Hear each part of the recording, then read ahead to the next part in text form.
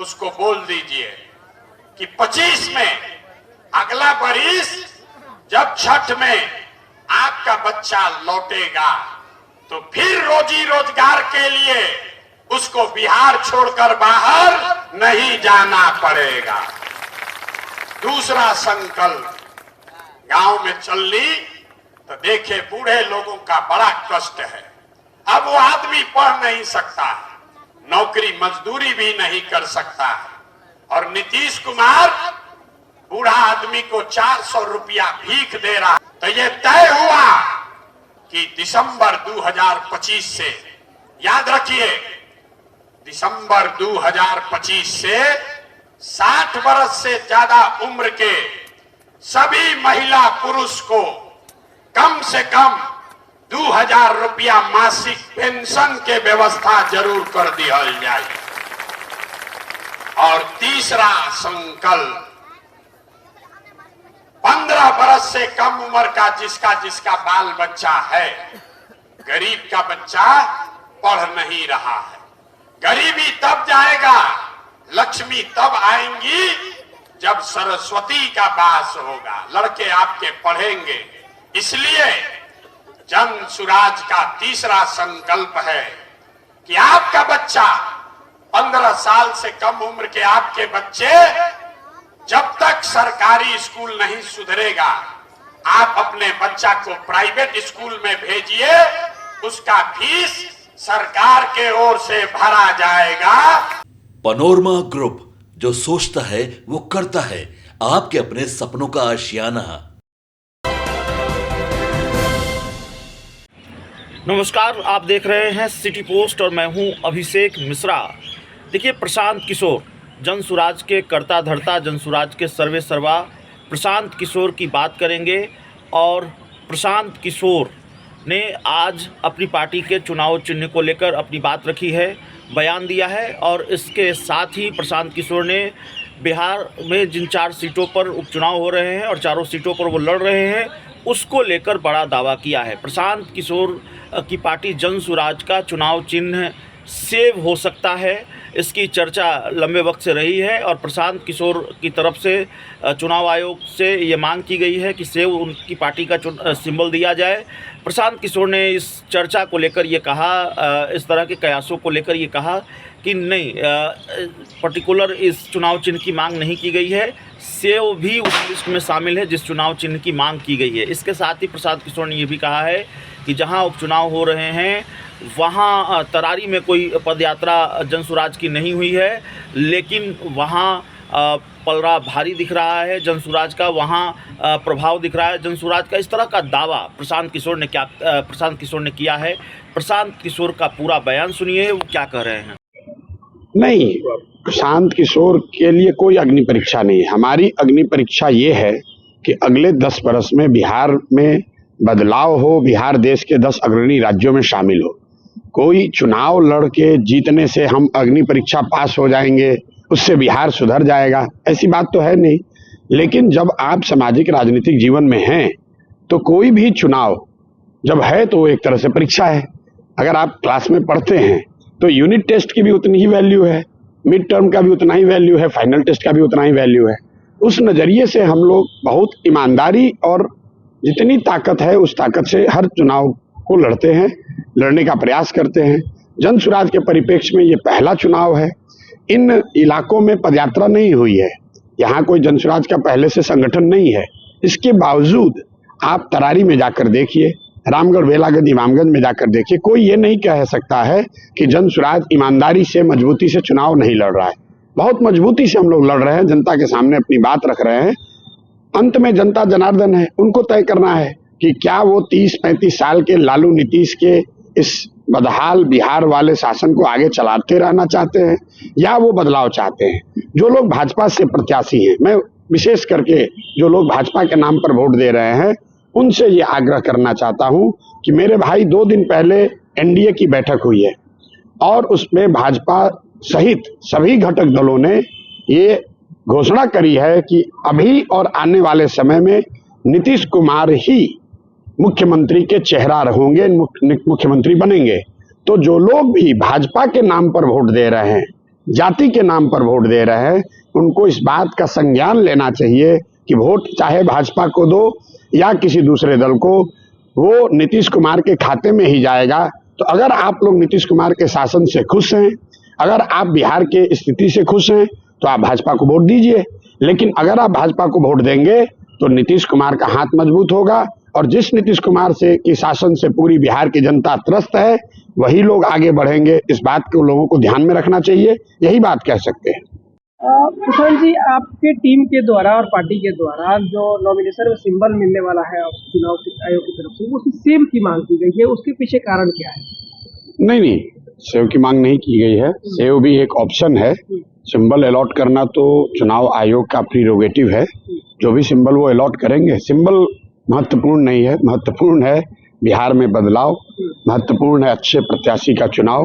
जन स्वराज के नाम पर जो लोग भी चुनाव लड़ रहे हैं, जो भी चुनाव आयोग सिंबल देगा आज, उसको लेकर हम लोग घर घर पहुंचेंगे। अभी एक काफी चर्चाएं हो रही है और पक्ष जो है आप पर आपके प्रत्याशियों को लेकर के हावी है, और उनके क्वालिफिकेशन, एजुकेशन क्वालिफिकेशन पर सवाल उठाए जा रहे हैं, जैसे कि इमामगंज हो गया या फिर बेलागंज के प्रत्याशी हो गए। विपक्षी ट्रोल कर रहे हैं आपके उम्मीदवार। सिर्फ 12वीं पास से ही प्रत्याशी उतारे हैं, उनको हाईली एजुकेटेड व्यक्ति। नहीं, देखिए ऐसा है कि जो जन स्वराज का मोटो है, जो स्लोगन है कि सही व्यक्ति और सही सोच का व्यक्ति और सब समाज के सामूहिक प्रयास, जो तीन बात है, सही लोग, सही सोच और सामूहिक प्रयास। सही लोग का क्राइटेरिया क्या है? हमने बार बार कहा है कि सही लोगों का क्राइटेरिया ये नहीं है कि वो बहुत बड़े डिग्री धारक हों। सही लोगों की क्राइटेरिया ये है कि समाज किसको सही मानता है, किसने समाज में रहकर कुछ काम किया है। अगर जो लोग ये कह रहे हैं इस परिप्रेक्ष्य में कि मैंने तेजस्वी जी के 9वां पास नहीं होने की बात उठाई है, तो मैं बार बार कहता रहा हूं कि सवाल ये नहीं है, प्रश्न ये नहीं कि वो 9th पास नहीं है, क्योंकि कई बार परिस्थितिवश आपकी जो पारिवारिक, सामाजिक, आर्थिक स्थिति है, उसकी वजह से आपको संभव है कि आपके पास कोई बड़ी डिग्री न हो, लेकिन इसका मतलब ये नहीं है कि आपने समाज में कुछ काम न किया हो। दूसरी बात कि तेजस्वी जी जैसे उनके माँ बाप मुख्यमंत्री रहे हैं, जिनके माँ बाप मुख्यमंत्री हैं, मुख्यमंत्री के बेटे होने के बावजूद अगर आप 9वीं क्लास पास नहीं करते हैं, तो आपकी योग्यता से बढ़कर ये इस बात को दिखाता है कि शिक्षा को लेकर आपका नजरिया क्या है, शिक्षा को लेकर आपकी सोच क्या है। तो उन दोनों बातों को अलग करके देखिए। जो भी प्रत्याशी 4 खड़े हैं जन स्वराज के, आप उनके बारे में समाज में जाकर पूछ लीजिए। वो बालू माफिया नहीं है, वो क्रिमिनल नहीं है, वो किसी बड़े बाप के लड़के नहीं हैं, उनके माँ बाप किसी विधायक मंत्री के लड़के बच्चे नहीं हैं, वो समाज के सामान्य परिवारों के लोग हैं। जन स्वराज की पूरी ताकत लगकर उनके साथ उनको चुनाव लड़ा रही है, और जनता के सामने एक पहली बार पिछले 25-30 सालों में एक विकल्प है कि वो राजद के डर से भाजपा को और भाजपा के डर से राजद को जो वोट देते रहे हैं, उससे अलग हटकर किसी अन्य दल या नेता का चुनाव करें। एक और अंतिम सवाल ये रहेगा कि अभी बिहार में काफी चर्चा चल रही है पप्पू यादव और लॉरेंस बिश्नोई के जो कंट्रोवर्सी हो रहे हैं। पप्पू यादव के द्वारा उनको खत्म करने की बात कही थी, फिर लॉरेंस बिश्नोई गैंग के द्वारा धमकी दी जा रही है। देखिए, ये लोग जिस तरह की राजनीति करते हैं, अब उनका अपना मामला है। पप्पू जी ने क्या कहा, किसको किसने धमकी दी नहीं दी, मुझे ना उसकी कोई जानकारी है, ना मैं उस पर कोई टीका टिप्पणी करना चाहता हूँ। पप्पू यादव जी सांसद हैं, वो सक्षम है सरकार से के पास अपनी बात उठाने के लिए, मीडिया के सामने अपनी बात रखने के लिए। सामाजिक जीवन में, लोकतांत्रिक समाज में मैं ऐसा समझता हूं कि हिंसा की कहीं भी कोई जगह नहीं है। किसी भी फॉर्म में हिंसा जो है वो सिरे से उसको नकारा जाना चाहिए। बाकी पप्पू जी स्वयं सक्षम है, मैं परिप्रेक्ष्य न जानता हूं, न मैं ये जानता हूं कि पप्पू जी ने क्या कहा है, किसने उनको धमकी दी है। तो काहे के लंबा लंबा फेंको ताली, काहे के लिए बड़ा बड़ा बात करते हो भाई कि हमको विकास चाहिए, हमको अस्पताल चाहिए, आपको कुछ नहीं चाहिए। बिहार के आदमी को खाली बतियाने के लिए जात चाहिए और खाने के लिए 5 किलो भात चाहिए। तो लालू नीतीश ने 35 बरस में पूरा समाज को जात में बांट दिया, और मोदी जी अलन आ कहलन कि जात के तोड़ भात से निकालो, 5-5 किलो अनाज दो आ सब गरीब के वोट लेके चल जाता रहा। तो जब तक जात और भात से नहीं निकलिएगा तब तक आपका गरीबी दूर नहीं हो सकता है। अब आपको यही बताने आए हैं। हम रास्ता में चल रहे हैं, एक गांव में एक हजाम मिला। पूछे भैया बताओ 35 साल में लालू नीतीश के राज में क्या फर्क आया? तो बोला भैया हम तो हजाम हैं, अपने भाषा में बताई दोनों के राज में कोनो फर्क नहीं थे। दोनों के राज में जनता के हजामत पूरा पूरा बनल था।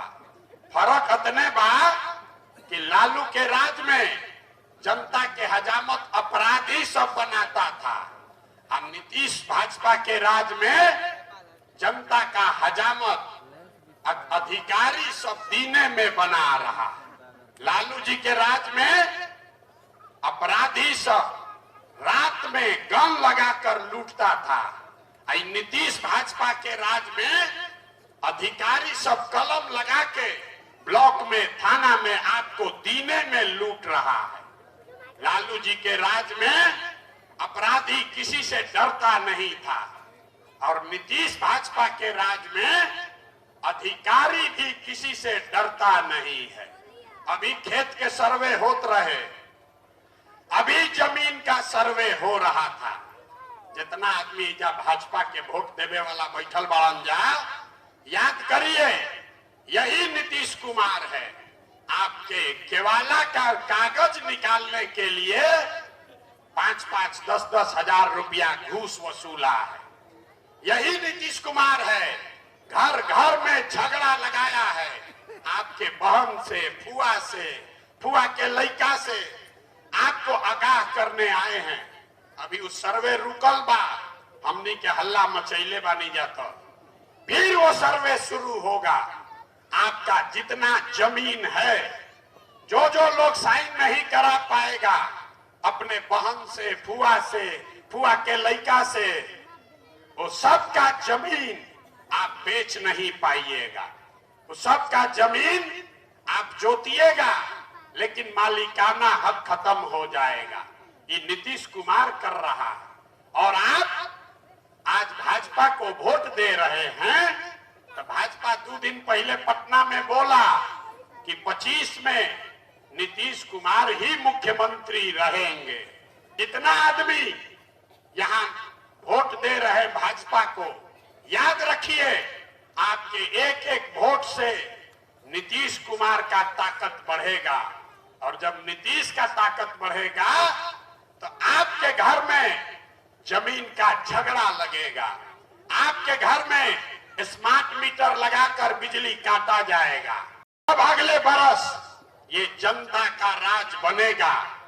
तो पहला संकल्प इसका है कि साल भर के अंदर नाली गली बनो चाहे मत बनो, स्कूल अस्पताल जब बनी तब बनी, लेकिन साल भर के अंदर जितना आपका बच्चा गया है बाहर रोजी रोजगार करने, जो बच्चे आपके यहाँ बेरोजगार बैठे हैं, उसको नौकरी हो या न हो, लेकिन सबके लिए कम से कम 10 से 12 हजार रुपया के रोजी रोजगार का व्यवस्था यही बिहार में करके दिया जाएगा। होना चाहिए कि नहीं होना चाहिए? बोलिए, होना चाहिए कि नहीं होना चाहिए? ओके के चाहिए। अब की हाली जब छठ में घर के सवांग आवता, लोग बैठ के सुन के जाइए, आंचल में बांध लीजिए। जो छठ में आपका सवांग, आपका लड़का आ रहा है, उसको बोल दीजिए कि 25 में अगला बरिस जब छठ में आपका बच्चा लौटेगा तो फिर रोजी रोजगार के लिए उसको बिहार छोड़कर बाहर नहीं जाना पड़ेगा। दूसरा संकल्प, गांव में चल ली तो देखे बूढ़े लोगों का बड़ा कष्ट है। अब वो आदमी पढ़ नहीं सकता, नौकरी मजदूरी भी नहीं कर सकता है, और नीतीश कुमार बूढ़ा आदमी को 400 रुपया भीख दे रहा। तो ये तय हुआ कि दिसंबर 2025 से, याद रखिए, दिसंबर 2025 से 60 वर्ष से ज्यादा उम्र के सभी महिला पुरुष को कम से कम 2000 रुपया मासिक पेंशन के व्यवस्था जरूर कर दिया जाए। और तीसरा संकल्प, 15 वर्ष से कम उम्र का जिसका बाल बच्चा है, गरीब का बच्चा पढ़ नहीं रहा है, गरीबी तब जाएगा, लक्ष्मी तब आएंगी जब सरस्वती का वास होगा, लड़के आपके पढ़ेंगे। इसलिए जन सुराज का तीसरा संकल्प है कि आपका बच्चा 15 साल से कम उम्र के आपके बच्चे जब तक सरकारी स्कूल नहीं सुधरेगा, आप अपने बच्चा को प्राइवेट स्कूल में भेजिए, उसका फीस सरकार के ओर से भरा जाएगा, ताकि गरीब से गरीब का बच्चा भी अंग्रेजी स्कूल में पढ़ सके।